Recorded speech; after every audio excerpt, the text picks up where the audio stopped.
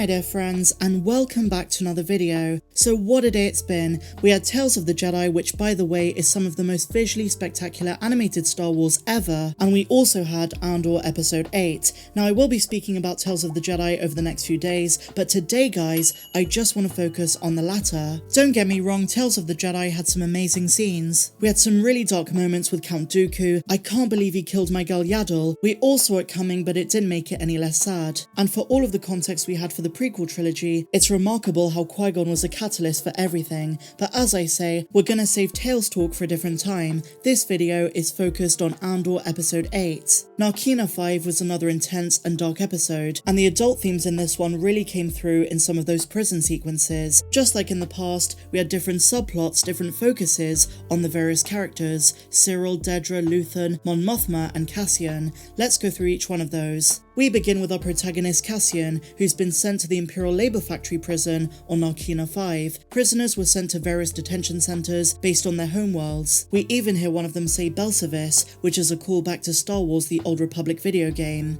Now the prison that Cassian ends up on is pretty much what the Making Star Wars plot leak stated. The floors electrocute prisoners anytime they're out of line or anytime they break the smallest rule. The prisoners can't talk to each other outside the assembly line, so they end up using sign language. And as I covered in a different video, the parts the prisoners are working on are for Tarkin's Stardust project, which of course is the Death Star. Prisoners compete against each other and other levels, and each level has a head. In Cassian's case, Kino, who is played by Andy Serkis, who was rumoured to be in this series. Serkis also played Snoke in the sequel trilogy.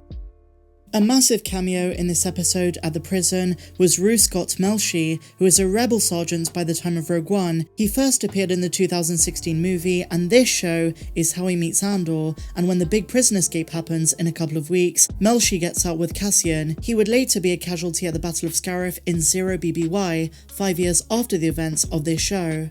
Now Cassian is very much observing the operations of the prison while trying to blend in and just get on with his 12-hour day shifts. But what was really fascinating is that the other inmates heard of the heist on Aldhani, and they were mad about it because it caused the Empire to bring in the PORD, which basically increased the duration of prison sentences. Now Andor plays coy about the whole thing and pretends to never have heard of it, and that is his best bet, especially if he's trying to get on with the other inmates. We now jump to Cyril Khan, who, as we saw in the last episode, thanks to Uncle Harlow, works at the Bureau of Standards, and during a regular workday, he is taken in by the ISB because he keeps putting in reports for them to hunt down Cassian Andor, who at this stage he's obsessed with after the Primals couldn't capture him and Luthen in episode 3. Cyril finally meets Dedra and the two butt heads. He sees himself as an asset to the Empire and he tries to prove himself at every turn, but she sees him as something of a nuisance. She wants more information of what went down on Ferrix and shows him Blevins' report, but many intricate details are missing. The ISB now know that Andor was selling to Luthen, or should I say his codename, Axis, prior to the escape from Ferrix, but all Cyril remembers is what Luthen was wearing. Now I believe this is going to be the start of something really big for Cyril. Dedra might not see it yet, but they're going to need Cyril later.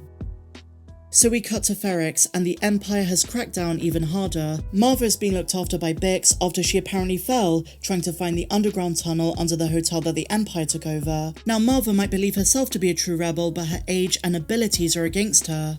We see Dedra Meero come to Ferrix, and Bix is arrested after Pax's interrogation. Dedra is trying to prove to the ISB that she's better than Blevin, and willing to do whatever it takes, even if it means interrogation and even torture. There's also a wonderful development of Cinta and Vel's relationship. Both came to Ferrix looking for Cassian under Claire's direction, and the writing is brilliant. They've humanized their relationship and the reality of the struggles of war when it comes to romance and loved ones. Vel desperately wants to be close to Cinta, but Cinta is putting the rebel cause first so they can have a happy life together later, but right now, the mission is all that she's got on her mind. Whereas Vel wants to stay with her, Cinta remains on Ferrix while Vel is seen on a transport leaving, somewhat heartbroken.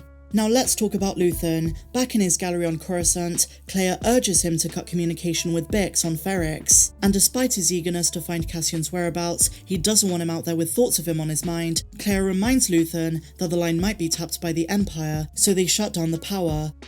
Luthen then goes to Segra Milo, where we finally see SawGRera, Two Tubes, and the other partisans who are hiding out there. This was hands down my favourite scene of the entire episode. Brilliantly written, where clear ideological lines are drawn and furthering Saw's story before Rogue One. I want you guys to notice that he's not got his breathing tube yet, or most of the injuries he has by the time of Rogue One. I wonder if this season or the next, we're actually going to see how he got them. Rebel Rising hints at some of this, but just like the book, I think Tony Gilroy is going to show us some kind of mission where Saw goes too far with his tactics and suffers the worst kind of injuries. In a video I made on Patreon, I broke down SawGRera as a character and explained why he's so misunderstood. He occupies a moral grey area where heroes begin to resemble their enemies. He is the definition of the Nietzsche quote, "Whoever fights monsters should see to it that in the process he does not become a monster, and if you gaze long enough into the abyss will gaze back into you." And this scene was excellent in furthering that theme. Luthen has some items that Saw might want, and when he asks him the price, Luthen says he'll give them to him for free, under the condition that Saw meets with a certain Anto Krieger. What's really clear about this is that Luthen is pushing Saw to become part of a wider group of rebels, instead of being an isolationist, but Saw believes that he is the only rebel with clarity. He doesn't trust the other cells, not the Gorman Front, the human cultists, the Partisan Alliance, and so on. He believes his partisans are the only true rebels, with the aim of obliterating the Empire, even if it means hurting civilians. This belief, as we see in Star Wars Rebels and Rogue One, would put him into conflict with Mon Mothma. Now, I've already gone back and rewatched this scene about 4 times. Forrest Whitaker is bloody phenomenal, and seeing more of SawGRera again was awesome. I could go on about him all day. He's a fascinating character. Now, speaking of Mon Mothma, she had a briefer appearance in this episode, and it was all about discussions with other senators at her apartment, where they talked about Palpatine's speeches versus his actual policies and laws. This, I believe, will come to a head in the upcoming weeks, and her childhood friend from Chandrila, Tay, is going to be very important too.